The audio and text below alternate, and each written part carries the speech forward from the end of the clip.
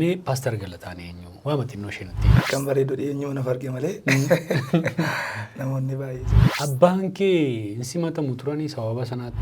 Ijoollummaa qocaatiif sigaaraa araqeen ayyaadha. Dargaggeessa dhaabbii tolu bareedaa tokko jiran jira. Tajaajilaadhasi.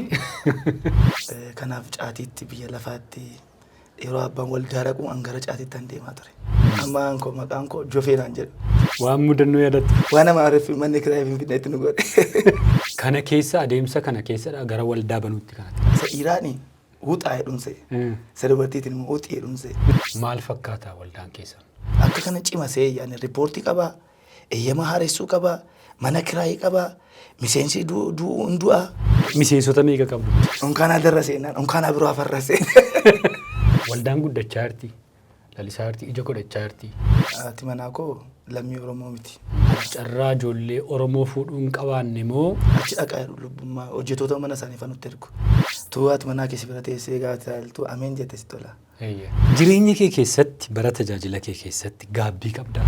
Ante oneegne on jedhee. Waan mudannoo yaadatu? Waraabessaatti tashkarakkarteetu ana bira geessee naan jette. Nanni miti. Na arganii deemsuma koottillee namni gufate yoo jiraate. Maal kun akkam lafa dhiitaa yoo naan jedhe.